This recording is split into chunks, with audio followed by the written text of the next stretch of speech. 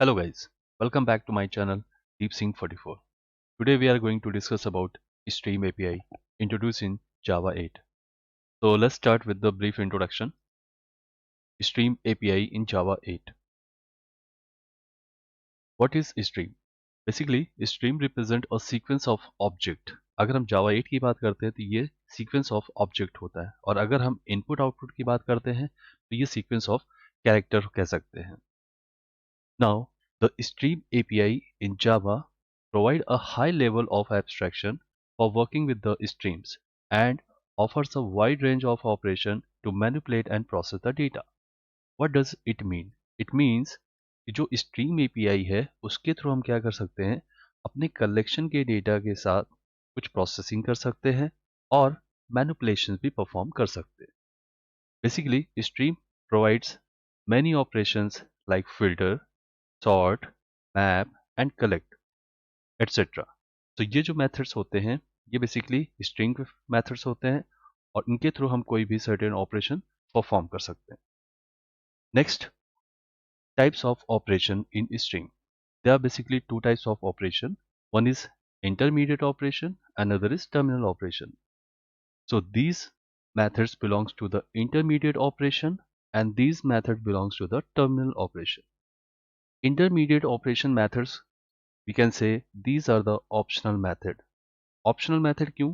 क्योंकि आप बिना इनके भी अगर आपको कोई कलेक्शन के डेटा को स्ट्रीम के थ्रू आइट्रेट करना है सो आप डायरेक्ट फॉर ईच मेथड भी कॉल कर सकते हो. You don't need to call anyone. जब तक कि आपको कोई फिल्ट्रेशन या कोई मैपिंग या कोई शॉर्टिंग का फंक्शन परफॉर्म नहीं करना है तब तक आपकी इसे कोई ज़रूरत नहीं है. Now so let's start with intermediate operation. The intermediate operation return a stream. ये क्या करता है, स्ट्रीम रिटर्न करता है and intermediate operation are not executed until a terminal operation is invoked. इसका मतलब क्या है कि जब भी कभी आप इंटरमीडिएट ऑपरेशन का कोई फंक्शन यूज करते हो तो वो तब तक एग्जीक्यूट नहीं होगा जब तक आप उसके साथ कोई भी टर्मिनल ऑपरेशन का फंक्शन कॉल नहीं करते. अब इंटरमीडिएट ऑपरेशन के कौन कौन से मेथड है उनका भी एक ब्रीफ इंट्रोडक्शन देखते हैं. फिल्टर, आप यहाँ से डेफिनेशन पढ़ सकते हो, मैं इसको अपने लैंग्वेज में इसको समझाने की कोशिश करता हूँ. फिल्टर, बेसिकली फिल्टर क्या करता है, अगर आपको कोई भी कलेक्शन से डेटा को आइट्रेट करना है तो उस पर अगर हमें कोई कंडीशन बेस्ड टास्क परफॉर्म करना है तो हम फिल्टर का यूज कर सकते हैं. मैप, अगर आपको अपने कलेक्शन को या अपने लिस्ट को मैप में कन्वर्ट करना है, राइट, तो हम क्या कर सकते हैं, मैप फंक्शन का यूज कर सकते हैं. शॉर्टेड, अगर आपको किसी भी अपने कलेक्शन के डेटा को शॉर्ट करना है नेचुरल ऑर्डर में तो आप शॉर्टेड का यूज कर सकते हो. और अगर इसे रिवर्स ऑर्डर में यूज करना है तो आप comparator dot reverse order method sorted function के अंदर पास करके यूज कर सकते हो. डिस्टिंक्ट, बेसिकली ये क्या करता है, ये डुप्लीकेसी रिमूव करता है. तो आपके पास अगर कोई भी कलेक्शन में डुप्लीकेट एलिमेंट्स हैं तो वो उनको क्या करेगा, रिमूव करेगा और यूनिक एलिमेंट आपको रिटर्न करेगा. पीक मेथड, अगर आप किसी भी ऑपरेशन के साथ स्ट्रीम के साथ अगर कोई भी आपने फिल्टरिंग लगा रखा है और आप ये देखना चाहते हो कि किस किस एलिमेंट के साथ क्या क्या फंक्शन, मतलब कौन से एलिमेंट के साथ क्या क्या ऑपरेशन परफॉर्म किया गया, तो हम उस केस में क्या यूज कर सकते हैं, peek method. Limit, it returns stream that with the stream elements limited to the provided size.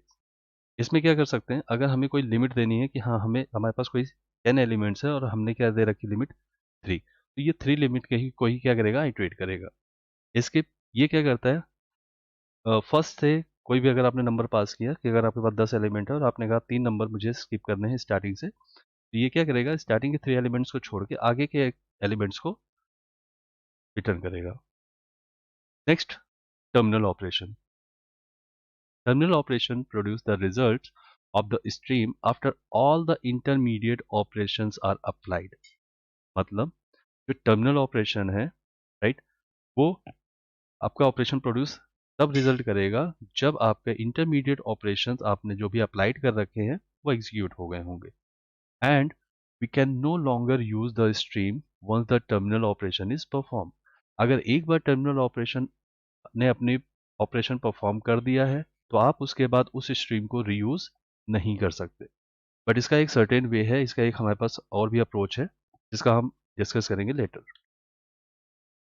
For each, basically ये मेथड आइटरेट करने के लिए यूज़ किया जाता है।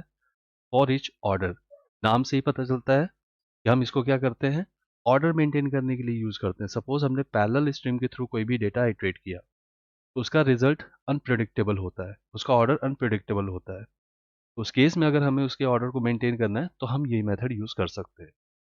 कलेक्ट, इस कलेक्ट के थ्रू हम क्या कर सकते हैं, मैप या कलेक्शन में अपने डेटा को रिटर्न कर सकते हैं। काउंट, ये आपके स्ट्रीम के एलिमेंट्स को काउंट करके बताता है।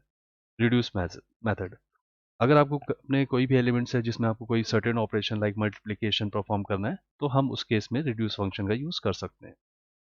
मिनिमम, मैक्सिमम और एवरेज, ये बेसिकली मेथड क्या करते हैं, नाम से ही पता चलता है कि मिनिमम फाइंड करना है या मैक्सिमम एलिमेंट फाइंड करना है या उन सब का एवरेज फाइंड आउट करना है, तो हम इन मेथड का यूज़ करते हैं। Find first, it can return the first element of the stream. Find any, it can return any element in the stream. All matches, when all the stream's element meet the specific predicate. Predicate, that means filter. Then return the true, otherwise false. Any matches, when any stream element matches the specific predicate, then return true, otherwise false. So that's all about the stream brief introduction. अगर आपको उसके बाद कोई doubt होता है तो आप लोग कमेंट कर सकते हो, and don't forget to subscribe my channel. Thank you guys. Bye bye.